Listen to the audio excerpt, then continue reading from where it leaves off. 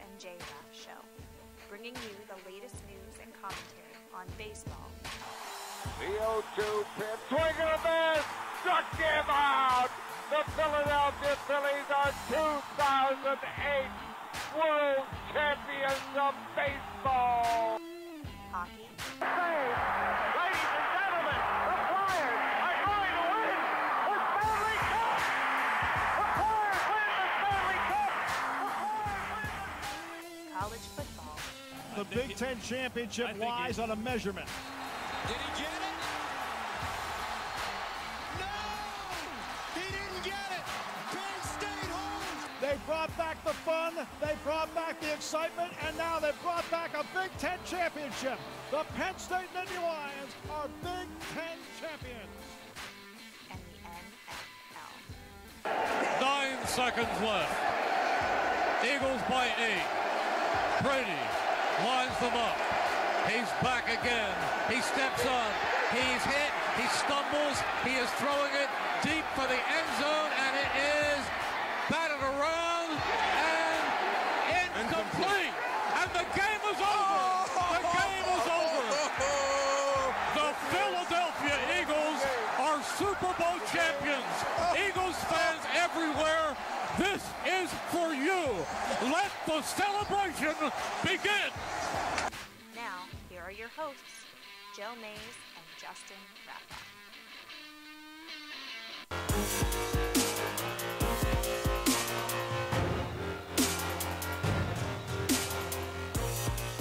Well, good evening, everyone, and welcome to the 262nd episode of the Joe Mays and J-Raff Show. I'm one of your hosts, Joe Mays, and sitting next to me, my co-host, Justin Rappa. Yeah, it's good to be back. The summer schedule gets a little crazy, but it's good to be back, and we have plenty to talk about. Oh yeah, especially this week. The schedule has changed a tiny bit, just because of the summer is a busy time with vacations and other things going on, especially getting ready for football season. Not really pro football season, but the high school football season in Pennsylvania here, as you well know if you've been listening to this show, that Justin and I are heavily involved in Pennsylvania high school football, including our local team, as well as coaching at the middle school level. So there's a lot going on as we approach the middle end of July, and especially once August gets here. So we actually switch things up a little bit, and tonight we're going to be talking about the NFC East. We usually finish with one of the East divisions, just because I'm a Dolphins fan. I have family in New England, and obviously we're from South Central, Southeastern Pennsylvania, so there's a lot of huge Eagles fans that we know, including yourself, and also my dad being a Cowboys fan. It introduces an interesting mix of interactivity, usually for those shows, during and after the fact. But we still haven't done the AFC or NFC North, and we're going to push that off until probably next week. And then I'll come back in 2 weeks to do my AFC East and wrap it all up with Super Bowl predictions. But Justin will be here, obviously, with me tonight, so we had to do the NFC East while you were here in the studio. Makes sense. I know Doug Peterson has talked about turning the page for the Eagles. It's a new year and all that stuff, but not for me yet. That doesn't happen till maybe training camp, but maybe that first Thursday.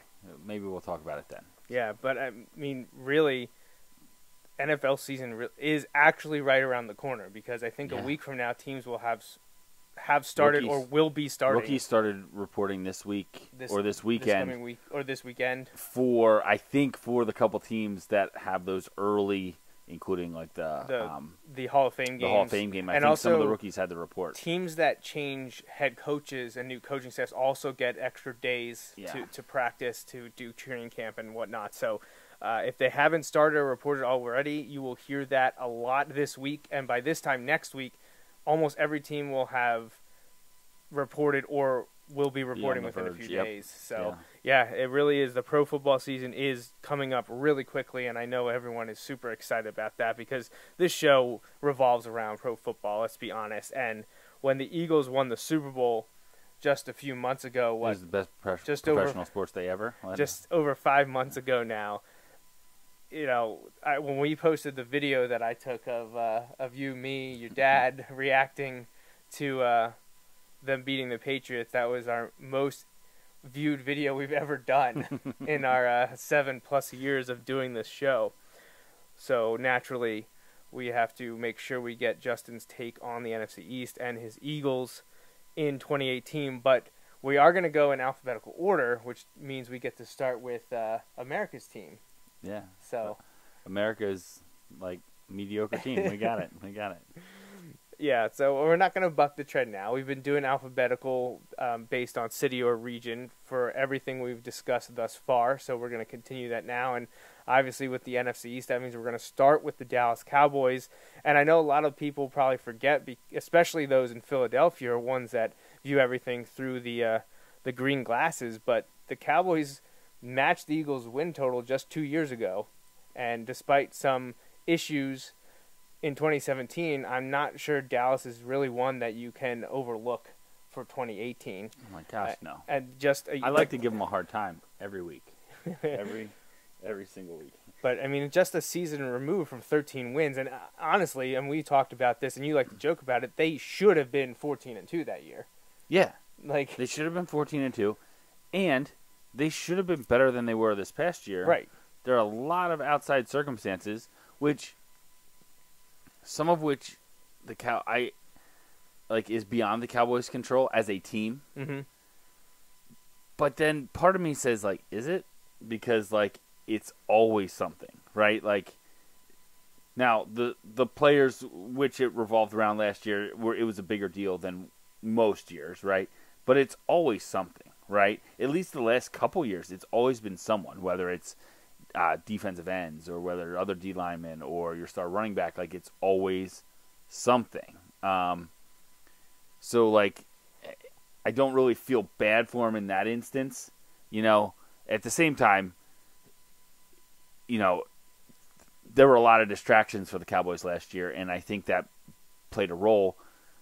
But I think the bigger role was they didn't have their best offensive player for 6 games. That's the bigger role. Like, I like Dak Prescott. I hate that he plays for the Cowboys. Oh yeah, like Dak Prescott. But I just don't like the Cowboys. Ezekiel Elliott, I don't like. That has more to do with he went to Ohio State. Yeah, that's a and now he goes thing. to the Cowboys and he's good. Like that's 3 strikes, right? Like a college team I don't like. A pro team I don't like. Oh, and you're good for both of those teams.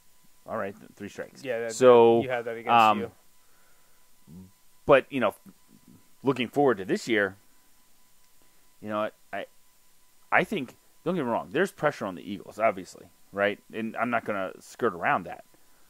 There's pressure on the Cowboys, right? Like, I feel like there is when your arch rival wins the biggest game that exists, at least in North American pro sports, yeah, or I should say United States pro sports, because Canada would probably say that the Super Bowl is not the biggest sporting event.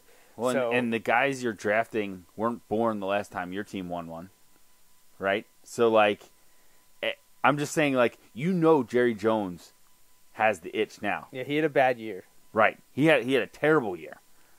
So he has the itch now. So in that regard, there's a ton of pressure internally on these Cowboys. Right? I don't know. I think there's going to be a fairly high expectations, as the predictions start to roll out and as we get closer to the season. But I really think that we're going to end up with a lot of internal discussions, especially if there are, some ups and downs, as there are with every NFL team throughout the season. Right. If you're not like the Patriots or something like that, there's going to be ups and downs of some kind. When you look at the Cowboys, I think there's a lot of pressure. First of all, like we mentioned, the Eagles won the Super Bowl, so it is killing Jerry Jones now. It is killing him. Absolutely. Like, he wants to be back here, and when we look at some of these things, how much pressure is on Jason Garrett now? And well, no Des Bryant, no Jason Witten. Jason Witten is a huge loss, in my opinion. Somewhat for the on-field production at this point, right? But also just the leadership. That guy, one of the most respected guys in the league. Right. and again, it kills me to say that because he plays for a team I really don't like. But Jason Witten became one of those players that I couldn't necessarily root against him. I could root against his team, and so I didn't want him to do well because I didn't want his team to do well. But like, you couldn't root against him. Right. Like, he's a good guy. He's involved with noble causes. He's overcome things in his personal life, as a kid and all that stuff. Like, all those crazy circumstances, and he's still this guy you have to root for. But, he'd been gone a long time. Now, it is interesting how he waited, I believe, till right after the draft, right? It was right around that time, yeah. Yeah, and the Eagles drafted a guy named Dallas at tight end. But anyway, I think Dez Bryant might be addition by subtraction. Right. With what he had been offering, yeah, we'll see. It's kind of tough to say because does Dez Bryant have the potential to put up, a huge year? Which he's still unsigned, isn't he? Yeah. He doesn't have a team yet. So he'll end up somewhere. But Dez Bryant, I feel like, was a distraction and no longer the best offensive player on the team, and I think that bothered him a lot, especially as he was coming into issues with his contract. So I think this team is in a great spot to be a lot better this year. If I have to put a win total on it, or do you want to talk first, and then we'll do win total? Yeah, you talk, because maybe you'll change my mind one way or the other. Well, I was just going to say, I don't have a lot to argue against or bring up in addition to what you already said. One thing I did want to point out, because I want to mention this because I know we misspoke a couple times last week, and we fixed ourselves down the line, but there were one or two things we didn't, and of course we got comments about things that we messed up. So I mentioned that the Cowboys should have been 14-2 2 years ago because they gave away the game to the Eagles. Well, the Cowboys and Eagles met again in Week 17, and the same thing kind of happened last year. So if I'm going to say the Eagles or the Cowboys should have been 14-2 during 2016, the Eagles very well should have been 14-2 last year because, well, they didn't play at home against Dallas the way they had been playing the entire year. Right. So just get that off because I know there's probably Eagles fans who will be like, oh, the same thing happened the next year. So let's put that out there. Both teams could have, should have, would have been 14-2. Both went 13-3 in back-to-back years. The only thing I want to mention it's not really Cowboys specific, but as I was doing research for the show tonight, I noticed that, well, maybe you can even answer this. When was the last time the NFC East had a repeat division winner? So I don't know. I'm going to guess back to the Eagles winning back-to-back in the mid-2000s. I don't know. I'm guessing. Or maybe 03-04 Eagles. Yeah. Whew. So it's very tough to repeat in the NFC East. Some years, none of the teams were that great. Other years, you had three teams that were great. It's one of those cyclical things where the NFC East, much like any of the other divisions, they all kind of they have an ebb and flow to them. And right now, the Eagles are on top, but can they stay there? Right. The Cowboys struggled a bit last year. I mean, 9-7 is not awful. No. But there was more expected of them. They played great down the stretch. Right. I mean, really, if they didn't go 2-3 in the first 5 weeks without, see, I don't even remember anymore because the Zeke stuff came and went. You're right. He played at first. I don't remember when he got suspended. Right, and I mean, it's not like now the loss to the Broncos was weird. Yeah. But I don't really fault them for losing to the Rams and Packers back to back. Those are two tough teams. Right. However, it was at home, which makes it a little tougher to swallow. When you look, they lost 5 games at home last year. Yeah, they did. And then the other ones they lost were at Denver, usually a pretty tough place to play. Yeah. At Atlanta, definitely a tough place to play. Yeah. So, they weren't able to protect their home turf, which was an issue. And that's been another recurring issue. Not in the years where they were the best. Like the year, I'm trying to think. Was that the year? This might be a few years ago now when they lost to Atlanta. Or no, I guess they lost to the Packers. They lost to the Packers, and the Packers beat Atlanta. Yeah. Okay. But Dallas brought in Allen Hurns. he would kind of burst on the scene a few years ago for the Jaguars, but he's a young guy. Right. Is he as good as Dez was when he was a prime guy? No. But here's the thing: does he replace what Dez was for you?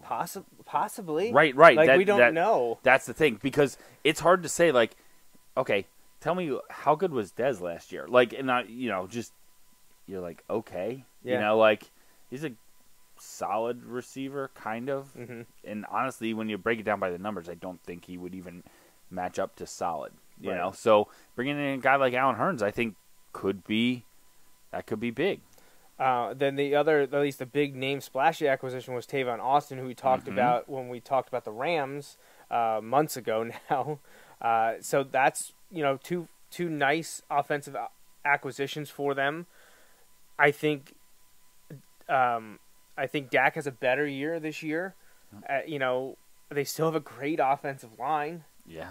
And if Zeke is there for all the games, they were 9-7 with all that turmoil last year, with losing 5 of their 7 losses at home, like we just mentioned. I don't know that I see them repeating that mediocrity. I agree. I think they're better than 9-7. Like, you look at all that went wrong, and they still won 9 games last year. How do you pick them to not win at least 9 this year? Absolutely. Because so much went against them last year. I just can't imagine that they're in that spot. Right. Now, people will obviously hound away about depth, but if and it's always a big if, you can stay healthy, I like the roster. I do. Talent galore. There's nothing behind Dak or Elliott, really.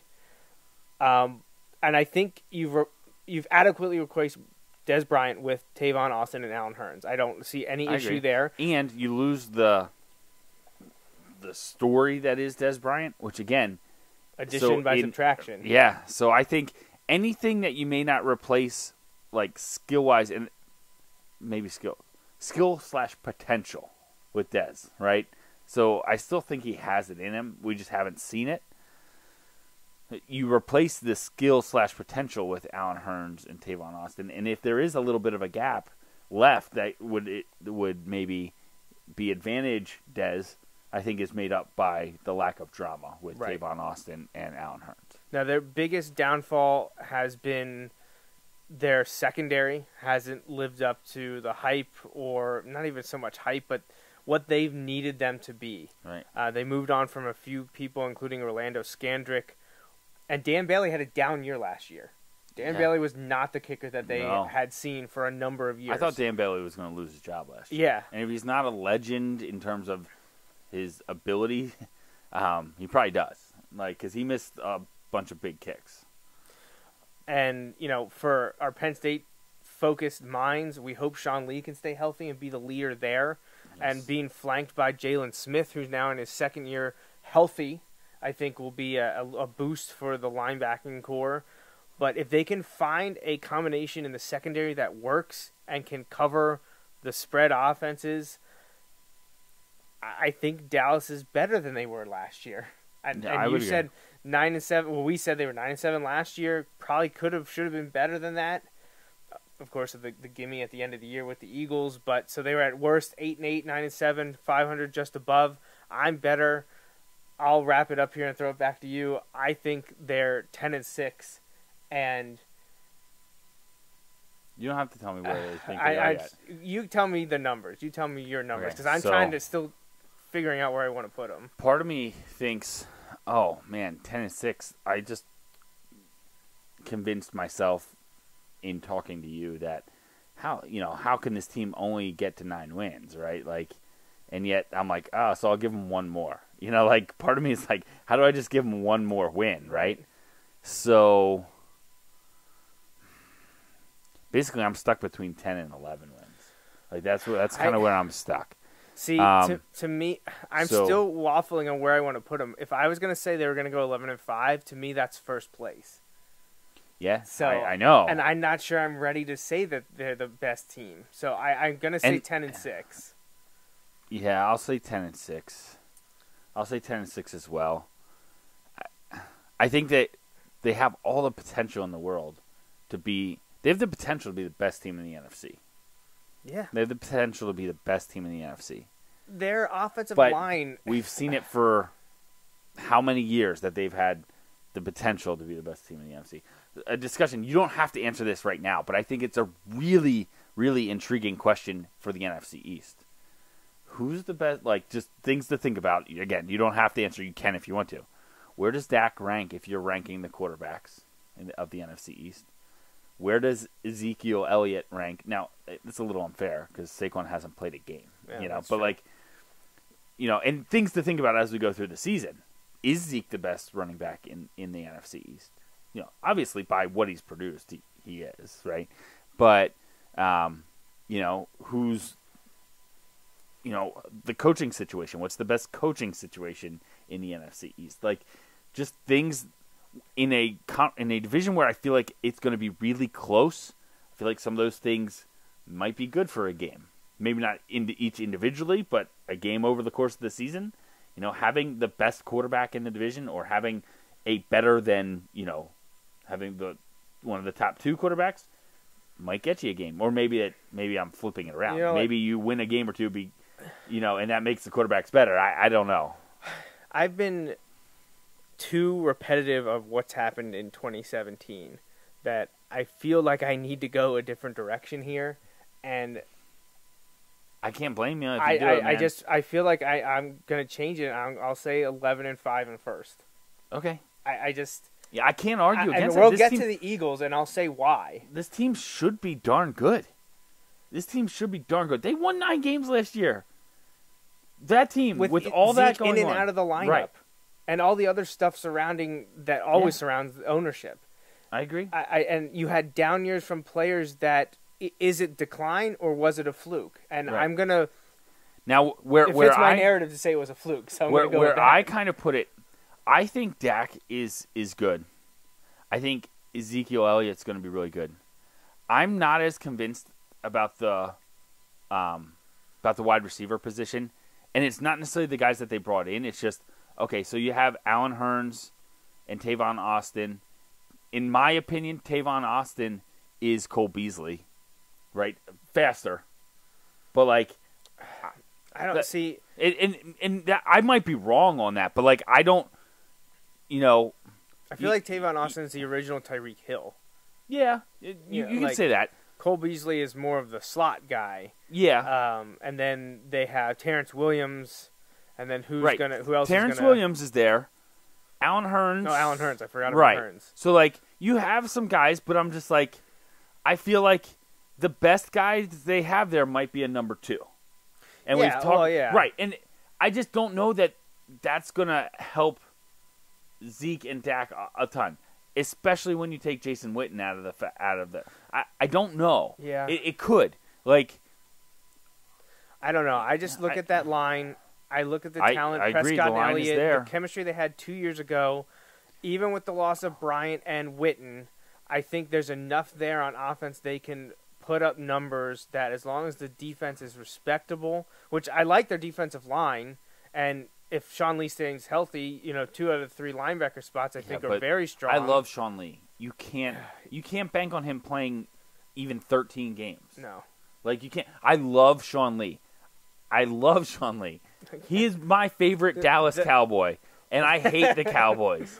All right? Dude, Lee Puslesny and Dan Connor that was my everything. Right. While I was at Penn State, seeing those guys play. But I have a feeling there's a better chance Sean Lee retires before the end of this by the end of December than him playing every game between now and December. Unfortunately, you're probably right. And I don't mean that as a knock on Sean Lee.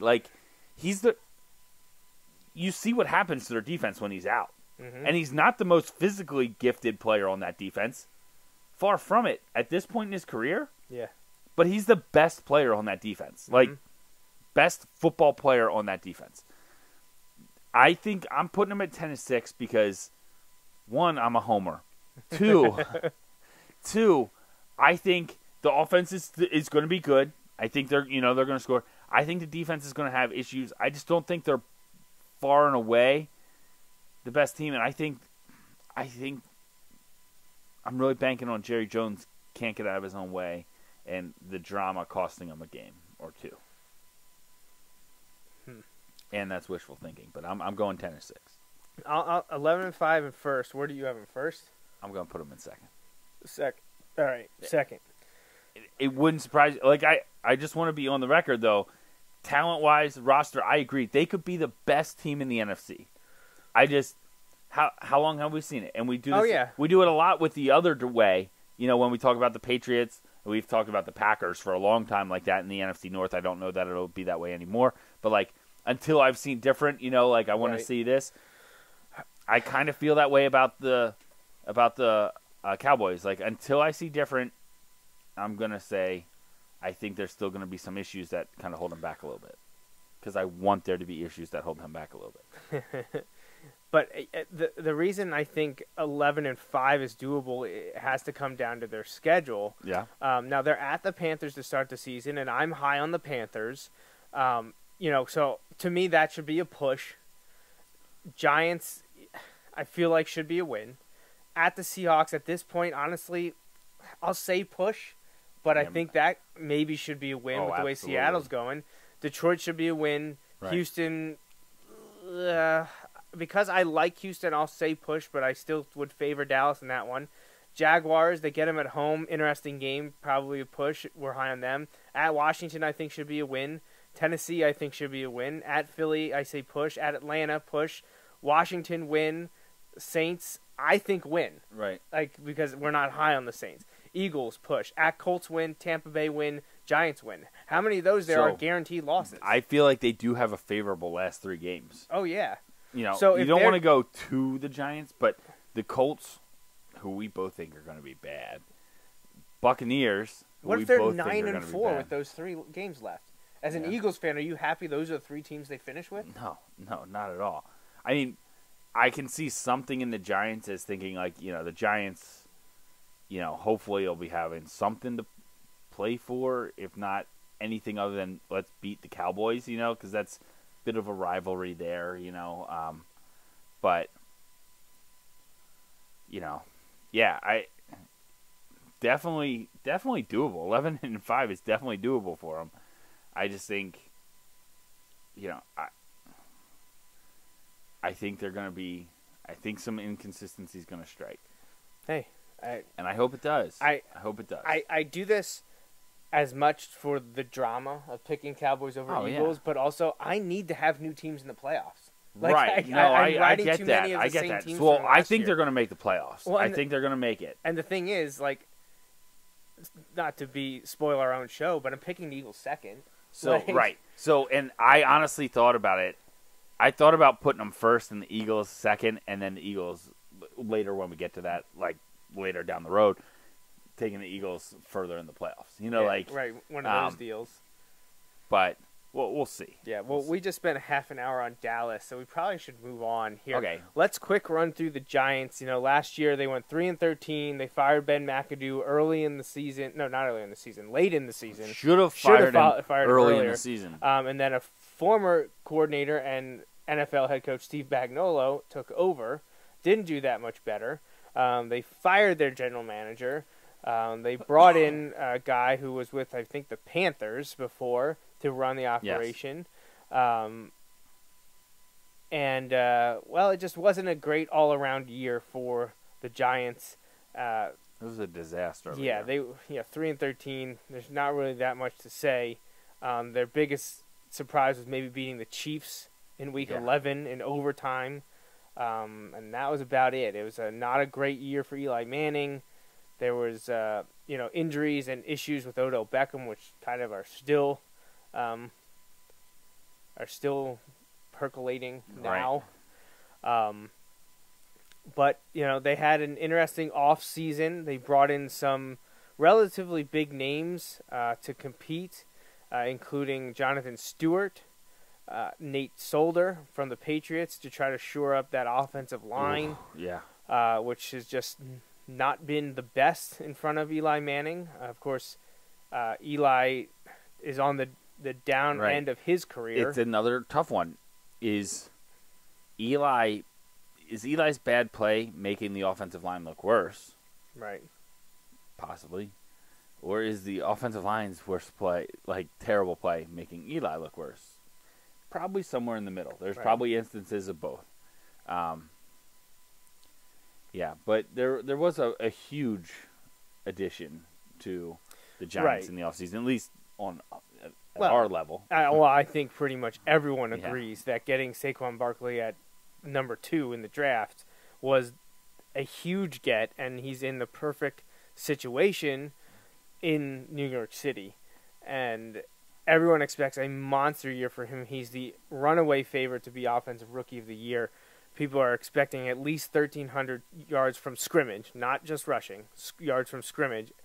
He will split time with Jonathan Stewart, but he will be 1A. Like, he is the guy. When you can bring Jonathan Stewart in the game and not take him out. Right, yeah, that's You know, true. like- You can do split backs. Right. You can split him out wide. Like, we saw a variety of things last year from him at Penn State, Right. including the overwhelming ability to catch the ball. Right. And he says that's one of the things he wants to get better at. So, I picked the Giants to win the division last year. I thought they were going to have a monster year, and they were absolutely terrible. And I know, like, there are some people out there who are throwing out stats that show how they can kind of rebound and get back to that team we saw 2 years ago, but kind of maybe finish the deal a little bit more. I'll be honest. I don't see it. I think the defense is going to struggle. I think Saquon is really good. I think Odell Beckham Jr. is really good. I think the offensive line, even with the additions that they got, is going to struggle. And I think that is going to lead to difficult times. I think they're better than last year, but I still am only going to put them at, like, maybe 6 or 7 wins. I wasn't sure what you were going to say there. I'll put them at 6 because I'm going to have 2 teams that are pretty good. So, in essence, I can't have, like, you could. It's incredibly unlikely that you end up with 4 teams really good, right? So, I'm going to put them at 6 because it just gives me a little bit more room, I think, with my. We're not going through game by game, for every team in the league, Right. working it out. But I think when I look at it, I'm going to put them at 6 wins. So getting better, but I think they're still going to have to answer the question of what do we do at quarterback after this year when this was the quarterback draft. Yeah, next year. Yeah. And, I don't know. And don't get me wrong. I'm glad there are going to be questions like that for the Giants. Like, As an Eagles fan? Yeah, that's good. But It's unfortunate enough that you already have to see Saquon there. right, that was the worst case scenario, actually. So Pat Shurmur took over as head coach. He was hired by Dave Gettleman. He's the guy who came over from the Panthers or had worked with the Panthers for a long time. They went 3-13 last year. I don't think they're anywhere as bad as they were. Their first 3 or 4 games, or 3 out of the first 4 games or something, were all decided by 5 points or less. So I definitely think there's potential there. I don't think they're in any spot to really challenge for the division title, and I don't like to say that because as we've been Chip Kelly's first year, we were both like the Eagles are the only team that can't win the division, and what happened? Yeah, They won the division. So I don't like to say that. I say it way too much, but I'll say it here for the Giants. I don't think they can win the NFC East. Do I think they could possibly put it together a season that they could sneak in as a wild card? Yeah, I think because I think if we look based on what we thought they were going to be last year, yeah, that maybe we're just wrong. Maybe last year was the flash in the pan, not The other way 2 around. years ago. But I'm closer to you. I'm a little bit more positive than you are. The difference I have with the Giants from 2 years ago, right? Like, I think there are other teams, mainly the Cowboys and Eagles, that are both better than I thought they were going to be last year. Mm-hmm. Does that make sense? So, like, if I think the Cowboys are better, and I think the Eagles, I'm not saying they're better, but, like, from 2 years ago, if I think the Eagles are better, then, like, how can I be like, oh, well, the Giants I don't think are better, but I still think they're, I'm running out of wins for them, basically. Right. Yeah, I had the Giants at third at 7-9. I think they're better than they were last year. I think they got better, which is a big thing for me. But I still, I think they're one of those teams that's destined to be 6 or 7 wins. So I'll have them at third at 7-9. So that brings us to your team now, Philadelphia. All right. The Eagles, 13-3 last year, went on to make their way through the playoffs and win. They went 7-9. I mean, everyone already loved Carson Wentz his rookie season, and then he did what he did through the first 13 weeks or Right. 14 weeks, 18th and December 30th. And it was a fun ride. Yeah, and the loss was to the Seahawks in Seattle, which Right. isn't, is nothing, to get up in arms about. Right. It happens. Yeah. And that was during a 3-game road trip out west and Yeah. 4 or 5 on the road from November 19th. Yeah, and they through rebounded to December that to 17th. beat the Rams, which ended up being a huge win. Game. Huge win for them. So, Eagles, I think you'd safe to say they overachieved. Yes, yes. I don't think too many people can get that upset at me for saying that. But they did lose a pretty large chunk of guys that helped them win the Super Bowl. Not saying they didn't replace him with anything. Right. But we saw Barner and Blunt leave. Trey Burton, Super Bowl hero, Burton is gone. We saw Patrick Robinson had a cup of coffee with the Eagles to go back to the team that drafted him. And then 2 players, Caleb Sturgis and Jalen Watkins, go out to the Chargers.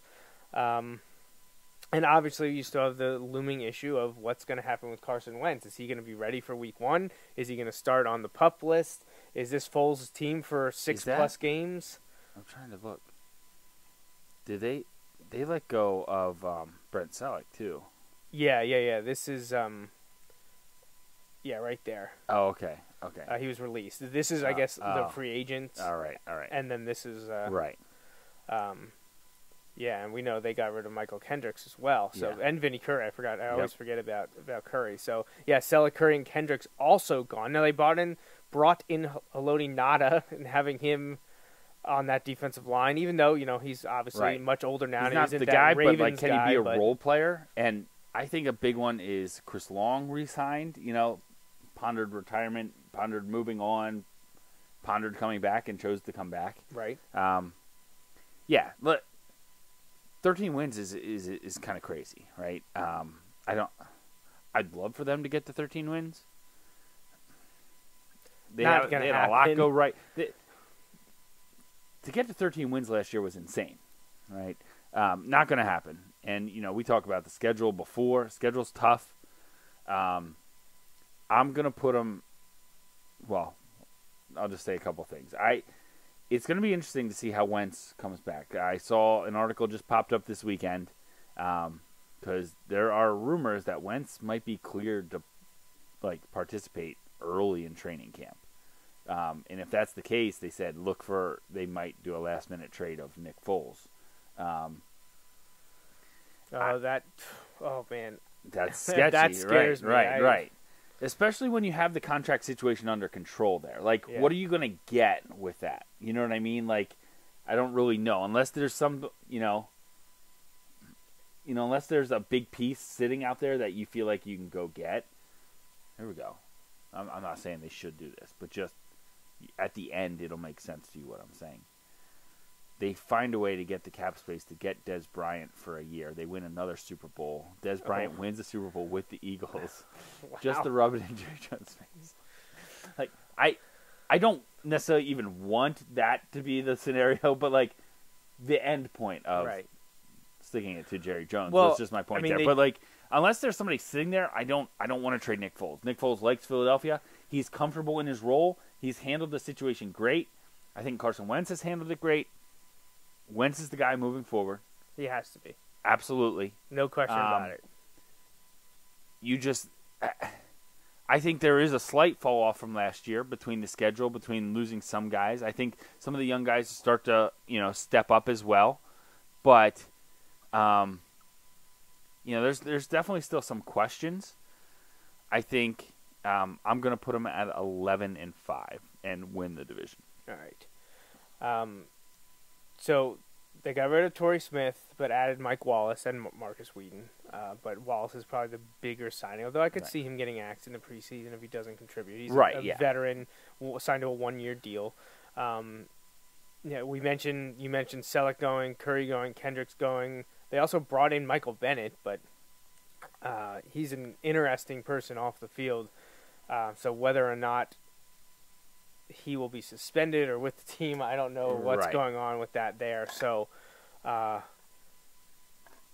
then they also got, so they got Dallas Goedert, the tight end, in the draft.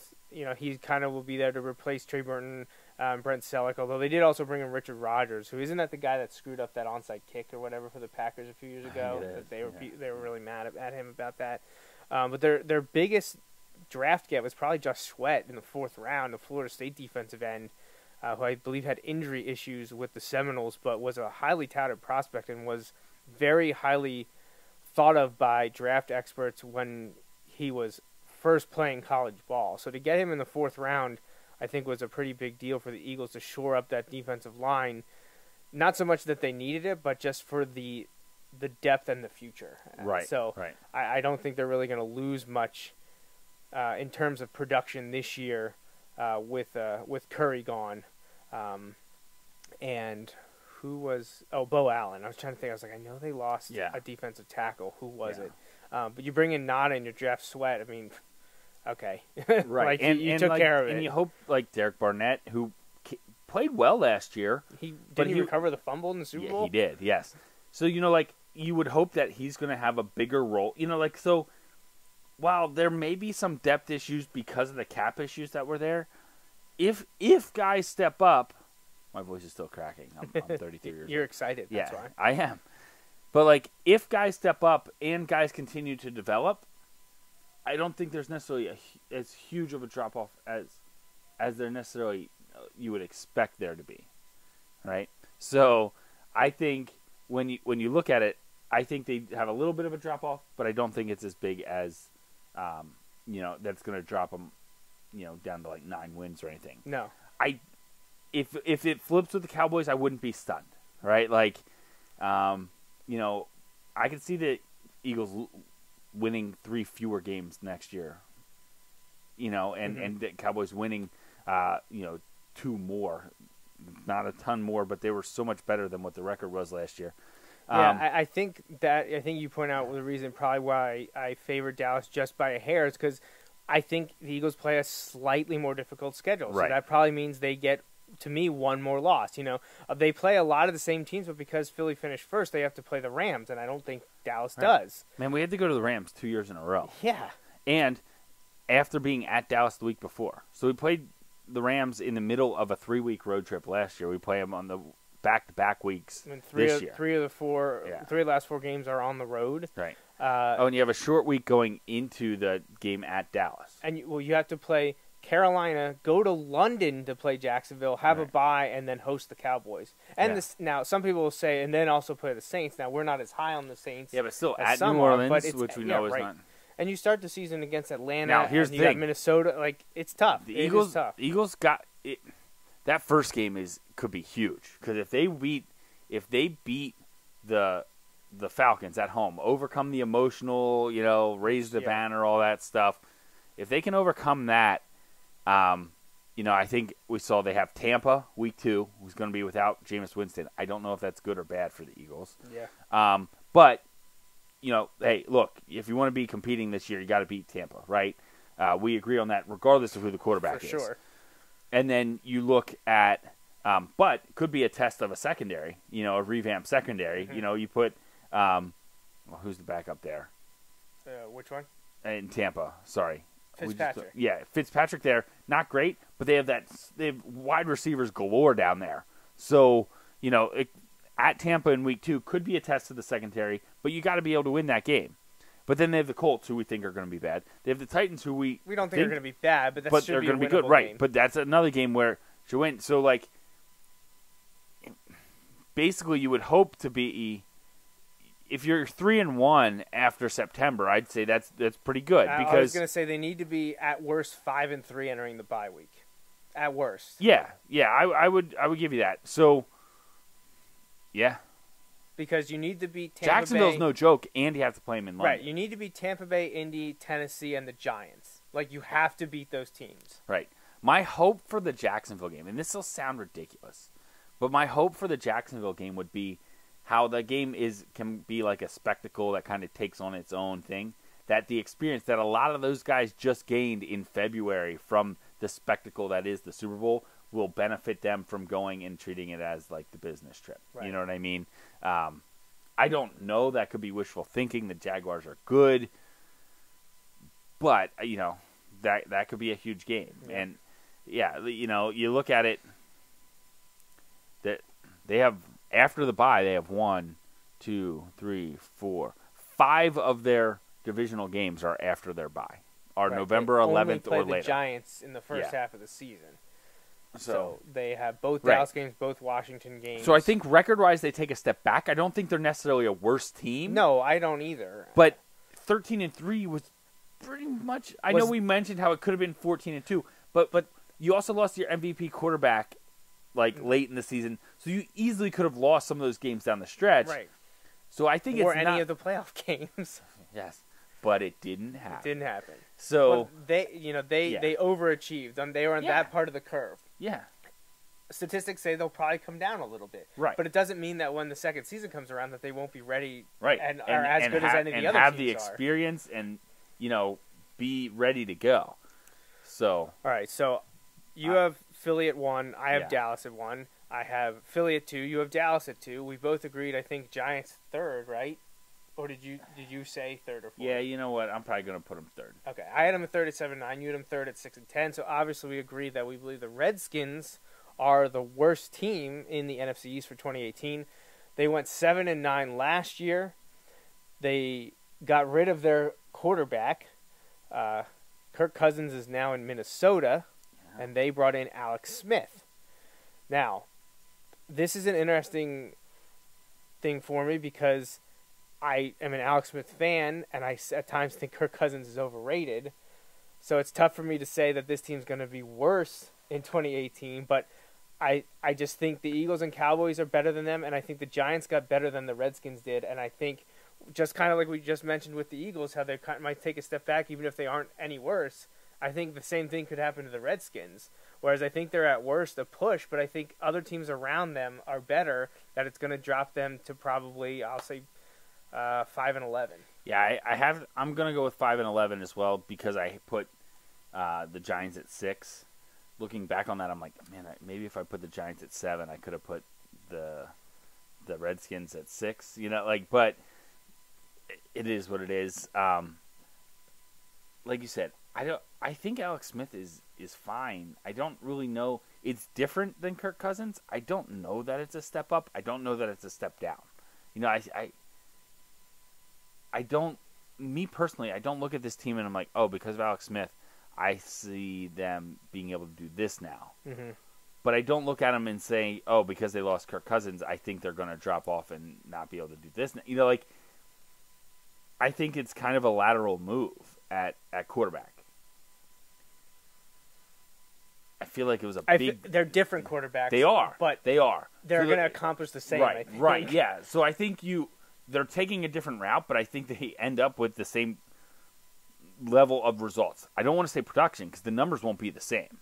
Right? Kirk Cousins can go out there and throw for 500 different. yards in Kirk a game. Cousins is a gunslinger, and Alex Smith is a West Coast quarterback. Right. So that could thrive under a Gruden offense, not John. Right? Who knows what he's doing? Yeah. Right. Who knows what John's doing out in Oakland? We're kind of waiting and seeing on that. But having that West Coast guy in this offense, that could be huge. You're also not spending $30 million of cap space on him.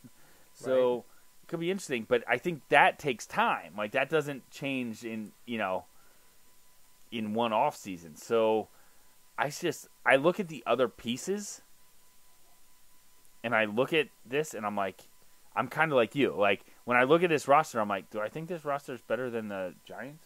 No. Like, do I think Alex Smith is better than Eli Manning? At this point, you could make an argument. You could make an argument. But either way, is it out of the question that Eli plays better than Alex Smith this year? No, it's not. No. Especially when you look at what surrounds him. Like, let's look at the running back situation. Right, They've got some guys. They have a lot of parts, which is my issue with them, because they drafted Geis, right? Right. Yeah. And they have Robert Kelly, After drafting Samaje Perine, and Chris last Thompson. year, right? Yeah. Like, and Chris, okay. like, right. They've got too many guys there. Way too many. And they're not all different pieces. No. Like, it's not like. Well, actually, you know what? Yes, to toot the Eagles' own horn, you look at the guys they had last year. They were different guys, right? Like Garrett Blunt played a role. Sproles until he got hurt. Right. Was in a role. Ajayi, Clement filled a role. Like, they had roles that they kind of filled in. Maybe Washington will be able to do that. Maybe. But we haven't seen it. They've had this situation at running back for how many years? 5-6 years, right? So, like, again, until I see they figure out that situation, it'll be interesting. I say the same thing about the receivers. Exactly. Like, is Josh Doxson going to stay healthy? Is he going to become a guy that was an early round draft pick? Right. I like Brian Quick with the Rams, but he hasn't blossomed. Same thing with Paul Richardson with the Seahawks. And they still have Jamison Crowder, and now they brought in Simi Cobbs. And at tight end. Is Jordan Reed ever going to stay healthy? Vernon Davis at the end of his career can't stay. Career. Right. So, like, the entire offense. And so when I compare this, right, so even if I give Alex Smith the edge over Eli Manning, which you could easily argue against, I'm giving the Giants. What was the guy? The guy that Saquon's going to split time with. Oh, Jonathan Stewart. Yeah, Jonathan Stewart and Saquon. I'm taking those two over the stable of running backs that the Redskins have. I'm taking Odell Beckham and whoever they have. Both Shepherds, Russell and Sterling. Right. I'm taking them over the wide receivers that they have here. So, like, you look at talent-wise, I like the Giants roster a heck of a lot more than I like the Redskins roster. And I feel like when I go to the defense for the Redskins, I feel like is a bunch of guys who you've heard of. That's exactly what I was going to say. But, like, they're just like, oh my gosh, like, I feel like they perform and don't get any credit because the team's just not that good. It just seems like a bunch of parts because, like, people were high on Jonathan Allen, although I think he was hurt to start the beginning of last year. I believe we talked about that after he came out of the draft. But they brought in Ziggy Hood, who was with the Steelers for a long time. Right. They drafted Daron Payne. They have Phil Taylor. Yeah. Who I didn't know was still playing. But at linebacker, they have Zach Brown, who's an athletic freak and has bounced all over the league. Mason Foster, Ryan Kerrigan, Pernell McPhee, Preston Smith. Zach Vigil jumps out to me because I always liked the Eagles. Ryan Kerrigan kills the Eagles. Well, and then in the secondary now, obviously we're pulling for Troy Apke. They just took Adonis Alexander in the supplementary draft. Yeah. And they still have Josh Norman. They brought in Orlando Scandrick, and they have DJ Swearinger. Like, there's a bunch of names that football fans are familiar with, but it doesn't seem like they're ever to put it all together. Same thing with the offensive line. T.J. Clemmings, Sean Lavo, Morgan Moses, Brandon Scherf, and Trent Williams.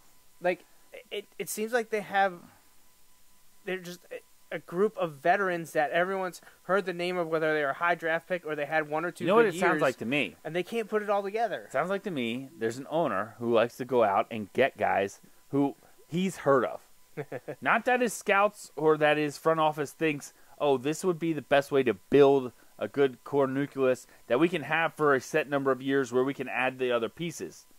Doesn't it feel like they're kind of like adding pieces all that? Now, some of those guys on defense, like Kerrigan's been there forever, or at least it feels like he's been there forever. Right. Like, you go through that list, but like you said, I think they're kind of like staying put, maybe. Whereas I think the other teams in the division have gotten better. Even if the Eagles' record isn't better, I think they are a more well-equipped team. Let's just put it that way, especially with the experience that it can be from last year. Now, I know they played an extra month and a half of the season, or a month of the season, so, like, that can take a wear on people, too, especially as you have those veterans, but they also have young guys. Right. They have young guys, so it'll be interesting to see how it all kind of plays out. Right. But, again, things to keep in mind, and we don't need to answer it right now, but keep in mind as the season's going on. Quarterback. Who's the best quarterback in the division? I want to say it's Carson Wentz. And if it's Carson Wentz, that's good for the Eagles, right? But it could be Dak, right? Would we all be stunned if Eli has a season where he's the best? Actually, no. I'd be pretty surprised if he was the best quarterback in the division. But if he had a really good season, that wouldn't surprise me, right? Alex Smith, it would surprise me if he has the best season numbers-wise. That would surprise everyone. But if he put together a good winning season, it's possible. When you get to, all right, is Saquon going to be able to get it done in the pros? Like, is he going to be that human highlight reel that he was at Penn State? I hope so. I mean, you as an Eagles I'm going to be honest. like, I only kind of hope so. Like, I hope he's good and the team is terrible. 14 out of the 16 games. I hope he's good and the team is terrible. Like, that's what I hope. I want him to win Rookie of the Year, man. So, good. I hope he wins Rookie of the Year. I hope he wins Rookie of the Year, and they are like actually, no. I want him to be 6-10 is what I want him to be. Because that's good enough not to be drafted in his first couple, but not good enough that they're actually good. Even so they can take Trace next year?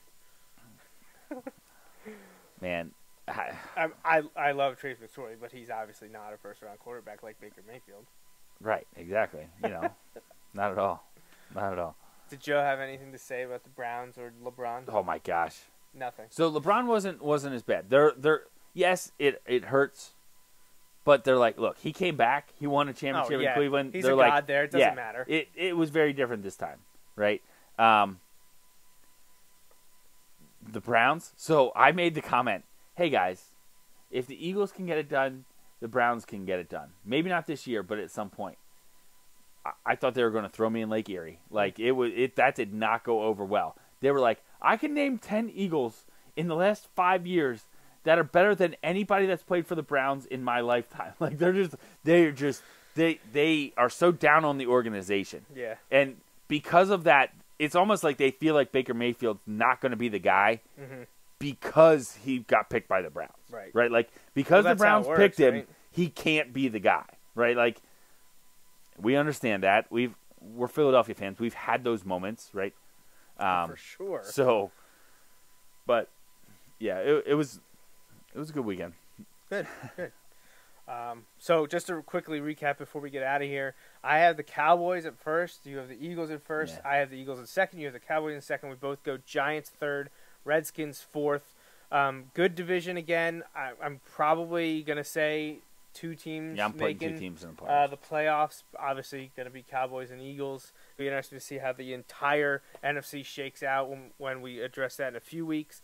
Episode 263 is next Sunday. I will be doing the AFC and NFC North divisions. I don't know if I'll have a guest with me or not, but we have to keep moving here because we got so much coming up in August that in 2 weeks I'll wrap up with the AFC East again. I don't know if someone will be with me or not. We'll also do playoffs and Super Bowl predictions, and I'll make sure that we get Justin's take on all 3 divisions and the playoffs, and relay that for you. And that'll be it for the NFL preview. We'll be off for like a month or so doing high school football stuff before we come back to talk. When July ends and we're in August, we won't be on this show again until pro football is back. All right. So, yeah, it's close. It's close. Yeah, it's not as far off as it seems. Do you have any shout-outs or anything? I do. Congratulations to Joe and Jess. Joe, our Browns fan we refer to a lot. Old college roommate. Got married this weekend to Jess. I was out in Cleveland. It's a great time. It was good seeing a bunch of guys that it's kind of crazy when I'm like, yeah, like, how long have you known Joe? I'm like, well, we met in college. I'm like, oh, that was 16 years ago. I was going to say freshman 15, year of college. Yeah, I guess so. Was 16 years ago. That's... So that was kind of like a, what the heck? Oh my gosh. Yeah. That will soon essentially be half my life I've known him. So that's kind of crazy. It is crazy. So anyway. Yeah, congratulations to Joe. Yeah, he provided us with questions and actually might have talked with us live on the phone once. I think it was when we were still upstairs doing the show. So that was a while ago. But Joe has been a presence on the show because of the Cavs and some LeBron. of the guys were actually asking about the show when we were out there. Oh, really? Yeah. So, yeah. I'm trying to think any shout-outs that I have, thinking about birthdays and celebrations and all that. I can't think off the top of my head. This is what happens when I don't write them down, so I'm sorry if I miss anyone. I guess we'll say happy early birthday to you since you won't be around. Thanks. Yeah. And Alexa too, coming up in a few weeks. Can't believe she's stop listening. There we go. That's a pain sometimes. I'm sure Pat and Val have more of an issue with it. Yeah. But yeah, so follow us on Twitter, like us on Facebook. Visit jmnjrradio.com for more. If you're into high school football, check out the Bulldog Hour and go to bulldoghour.com. But I think that's it. So thanks for joining us. This wraps up the 262nd episode of the Joe Mays and J-Raff Show. We hope you tune in every Sunday for our take on sports. Until next time, I'm J-Raff. And I'm Joe Mays. Thanks for listening. Thanks for listening to the Joe Mays and J-Raff Show. Tune in every Sunday for the latest sports discussions from Joe and Justin. Each episode is available live On Facebook Live. and can be downloaded or streamed on iTunes and SoundCloud. You can interact with Joe and Justin on Facebook and Twitter, and stay up to date with the guys at joemaysandjraff.com. The Joe Mays and J-Raff Show is part of the JMNJR Radio Network. For more info, visit jmnjrradio.com.